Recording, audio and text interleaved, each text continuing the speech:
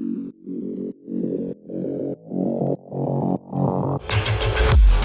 get to go experience that line in the US that when you cross, things turn from squirrel to snakes and all of the big thing that could bite you. Then you get to go there and walk with them at night. Hi, I'm Captain Adam Orton for the Canadian Army Podcast. U.S. Army Ranger School is one of the toughest courses that a soldier can endure. In Canada, there might only be a couple dozen people that are qualified, but I have one of those people here to talk to me about their time on this legendary course. Captain Pierre-Alexandre Dufour is from the 3rd Battalion, Royal 22e Régiment, and he's going to tell us what it was all about. Welcome to the podcast. Thank you for having me. So, what's a U.S. Army Ranger? Well, the U.S. Army Ranger are a special operation unit that does direct action. They're the primary raid unit for the U.S. Army. The U.S. Army Ranger School is a combat leadership training school that is open to any and all from the infantry of the U.S. Army. It's really interesting in the sense that it's the same course, whether you've done it in 2022 or you've done it in 1970s. The course stays the same. It's been extensively researched. It's very standardized, so everybody gets kind of the same experience. And it's a very valuable course, in my opinion, especially for young NCOs or young officers. From a training institution point of view, it's a great experience because you get to go through a course with young officer that just graduated West Point. So NCOs from the regular conventional infantry unit from the U.S. Army, you get to see all of the would-be NCOs of the Ranger battalions from the U.S. Army Ranger unit. And a bunch of Green Berets also are on the course. So you get a very wide range of experience. You get to meet different people and you get to learn from a whole range of experience on that course. And suffer together. So when you described what a ranger is, I like the fact that you used the word raid. And, we haven't talked a lot about infantry stuff specifically on this podcast. But how about you tell everybody what a raid is?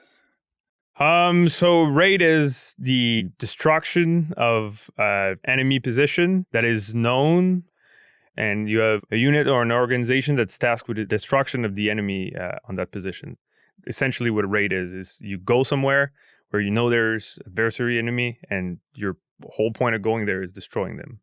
So when I think of that in an infantry context is your average Canadian infantry soldier is trained in, what I'll call combat operations. And definitely a raid is a part of that. And you're saying that U.S. Army Rangers, it's the school that specializes in the execution of that specific task. No, the U.S. Army Rangers are the primary raid unit of the U.S. Army. The U.S. Army Ranger School is a combat leadership course. So it teaches all of the students that go through there to lead squads and platoons in raids and ambushes. Oh, that's really cool. So what was the training like? So the training is broken down into 3 phases. And they use the model crawl, walk, run. First phase is held in Fort Benning. All the phases last 20 days and 20 nights. And at the end of every phase, there's a peer assessment where the bottom 2 of your platoon get recourse and redo the whole phase all over again because they get to be better team player next time. Or you can also get recourse based on your performance. Yeah, performance. Go, no-goes for the task that you were assigned. So the first phase in Fort Benning, you're going to get that Ranger assessment week where you get to do physical fitness test. So 49 push-up, 59 set-up, 5 miles under 40 minutes, and a 12-mile foot march with rucksack and combat attire under 3 hours and 30 minutes. And then you get a combat water survival test, a Derby Mile run event, which is an obstacle course in pair with a mile run in kit, and Malvesti obstacle course, which is another obstacle course that's in that first phase. And you get night and day land navigation tests as well. The rest of the phase is focused on squad tactics and leading squad into small unit missions. And into this phase, there is also one airborne jump. That's a lot. That's a lot for 20 days. Yeah, they're busy. Not a whole lot of sleep. And each phase starts with a garrison time where You get a bed and 3 really quick meals a day. And then when you go in the field, one of the meal is cut. So you get to work on about 18 to 1,500 calories a day, depending on what lucky pick you had in the meal that you get. The ration draw. Yeah. Okay, so what happens after that phase? So once you're successful in Fort Benning, either you take a bus if you're a non-airborne soldier, or you get to jump and you go to Atlanta, Georgia, where you'll do the mountain phase for another 20 day and 20 night. So that phase, again, focus on squad and platoon tactics. So you're going to do raid and ambushes mainly, but you're going to do them in a mountain context. So you're going to get to learn a lot of techniques of rappelling, knots, use a pulley system to bring up and down a casualties or equipment. And so all of your scenario will be done on a steep incline. So you can imagine having to do a react to contact and fight through a position on an incline. It requires a lot more endurance than on flat terrain. And then it also tests your navigation skills, because all of that terrain and that elevations makes your route planning a lot different, because straight line might be good on flat ground, but sometimes you're going to save a lot more time going around a peak than going over and down. So it gives you the opportunity to have to plan routes more in accordance with terrain than you would normally on a flat training area. I do have a question about how do you resupply in the mountains? The way it's done on the course is a little bit of artificiality due to the time constraint, because the training never stops. So you get to patrol base, you establish your patrol base, and once all of your procedure is done, then you get about an hour to maximum to like sleep, change your socks, and get ready for the next day. And so they bring food and water to you. But in a mountain environment, normally you'd have to rely on either what you packed when you left, what you can get dropped or airlifted there, and all the water sources that are available. So a lot of water purification system would be useful, because you don't want to carry all the water that you need for a week, because it's going to take a whole lot of room. And water is heavy. Yeah, it's about a kilo. Well, not about. It's a kilo per liter. Yeah, exactly. But it's like when you're taking 10 liters in a day, that's 10 kilograms. Yeah. You're going to feel that when you're going up. I was just thinking, especially because it's like when you're in the mountains, you can't just drive a truck up there. You know what I mean? Like necessarily. Yeah. And that comes back to having run that course the same for decades. Their walking lanes for every mission is usually really well made. It's bringing you over a peak and then down into a valley where they can easily resupply you. It's like experience pays. Yeah, that's right. That's right. If you keep going the same way every time, eventually you'll figure out the good spots to do the stuff. Yeah. Okay, so after going through the mountains, what happens next? For Canadian like us that has really nice wildlife, you get to go experience that line in the US that when you cross, things turn from squirrel to snakes and from raccoons to crocodiles. So you go into the Florida phase, which brings you or the swamp phase. So you'll go, and again, it's just refining those squad tactics, platoon tactics for another 20 day, 20 night. Again, another jump in or an air assault, depending if you're an airborne soldier or not. And you get to do a lot of assault boat downriver. So you'll get the feel for navigating with map and compass on a river. And you get to cross a lot of swamp at night. So walking when it's really dark is quite an experience. You get to see, before you get there, they'll do a reptile class where they'll show Right. you That all makes of the sense. nice venomous snake and all of the big thing that could bite you that lives in the swamp that you're going to go into. And then you get to go there and walk with them at night. So it's so it just shows you the you get taught when you're going through combat arm training, even in Canada, usually you want to come from or live where and come from where the enemy doesn't expect you can traverse easily. And that's what they show you there, is that you go from a beach where you get on a boat, go down a river and walk for a whole night, and then you get to your raid or ambush area and you conduct your raid after having crossed that impassable obstacle that is that big swamp. Yeah, and it's like probably not an infantry soldier in the CAF hasn't been in a swamp, but there's swamps And then there's swamps. Yeah. I remember like going down like the river in Florida, and you could see like the alligators. You could see the wildlife that you were going to encounter at night when you were going to walk through. So it's a pretty unreal experience. If you're talking about alligators and snakes and stuff like that, people have in their head like, oh my God, how do people not die? But I think for anybody who spent any period of time outside, I'm assuming the wildlife is just not as aggressive as maybe people have in their heads. Like nobody died, right? No, and I think that's just a factor of numbers. I wouldn't personally swim in those rivers alone, but when you're 12 to 14 soldier on the soul boat, then you look like a gigantic whale. So you're maybe twice as big and twice as heavy as that would be predators. So they kind of tended to leave you alone. So I think that's what the humans have figured out from a long time. Is the more you are, the better you are, I guess, wildlife. So it applies in that situation too. But still, things like snakes is just something you don't have to contend with when you train in Canada, but it's just something you got to keep your eyes open and not leave your boots just open at night when you sleep, just so you don't get a nice present in the morning and have a snake curled up in your toe box. Yeah, that's right. It's just something that you have to think about, but it doesn't detract from training. It's just more interesting. That's what I found. So what comes next?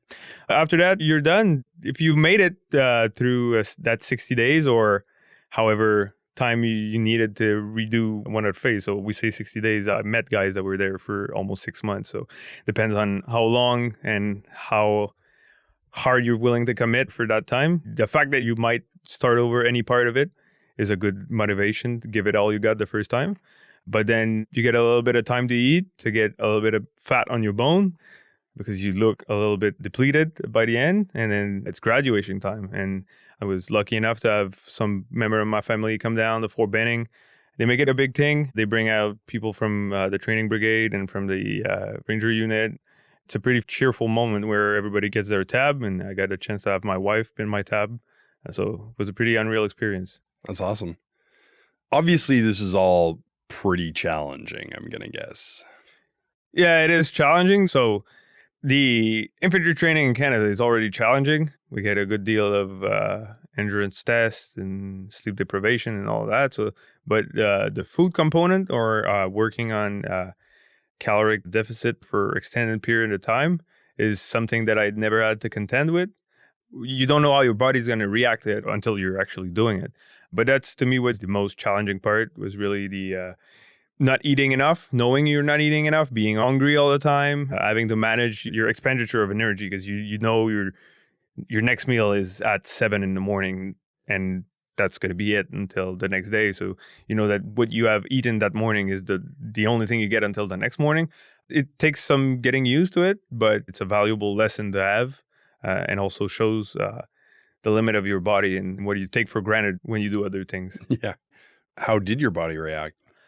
I wouldn't say bad. I wouldn't say good. I lost about 25 pounds. Being at the time I was younger, so I was maybe 170 pounds. So that brought me down to close to 145-ish. So really, really thin. And the more you go through that, the heavier your equipment feels, the harder it is to walk long distance.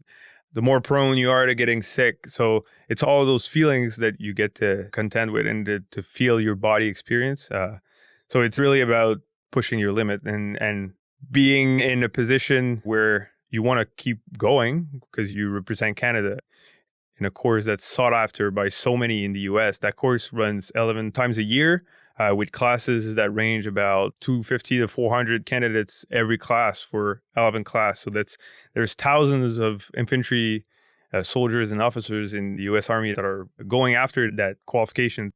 And so being there as one of the few Canadians representing Canada and the Royal Infantry Corps and your unit, that pride helps you. What about the mental aspect? So the rules that are imposed on you were different than the one I have experienced in the training system in Canada. So for example, for the 60 days, it's or the whole time you were on a course, so however many days you stay there, it's no access to cell phone. So you get one phone call per phase.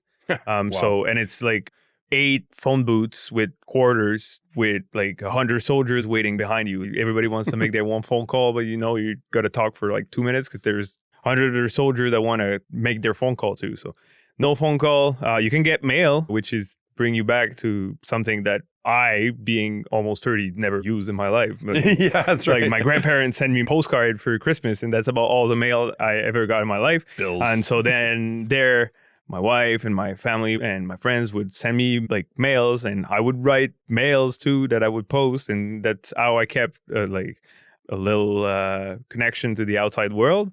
So that's something that helped, but also just getting immersed in the environment you're in. And by the nature of how diverse the people that are on that course, so you get very interesting stories and you get to talk with very interesting people. What other countries were a part of that? The course is open to a lot of countries that are allied with the United States. So U.S. has a more extensive relationship with militaries across the world. So while I was there, I met people from Singapore, Pakistan, Lebanon.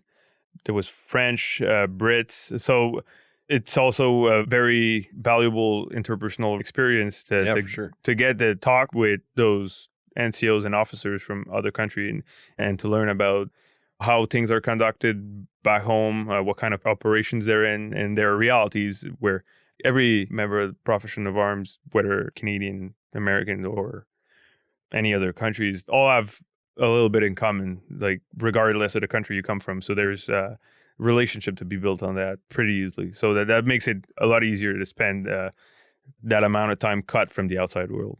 Why is it important for Canadians to kind of engage with U.S. military training? Because they're the biggest military machine in the world, biggest training institution in the world. Like I said, that school pumps out about 2,000 graduates a year. 11 classes every year, just seeing the system and the resources, and also getting to know people, getting to know TTPs, so technique, and procedures, getting to know how they plan missions, what kind of equipment they're using, reports and returns, so getting to know their radio procedure, I think makes you appreciate how interoperable we are with the U.S. military. And I think they spend a lot of time thinking about how to prepare for war. They spend a lot of money training their people to do it. And I mean, I don't think we have to do everything starting from scratch just because we're across the border from the north. They got things to learn from us and we got things to learn from them, and getting involved and trying their course. There's things that we can bring back to Canada and that we can incorporate into how we work. After having gone through all of these things, is there anything you've learned from there that if people want to improve themselves, they could apply that today and it would make them better? Yeah, I think most of the time, if you think inside of a team that you're either doing enough or there's nothing more you could do, there's always something else. Get involved with your team, get to know the people that are working with you. That'll pay dividend if you're either a leader or you have to assist people into gauging strengths and weaknesses and using them to their best potential. So learn to be a better team member. Yeah, learn about yourself and then spend time learning about the people you're working with. Well, that's U.S. Army Rangers. Thanks so much for coming on the podcast. Thank you.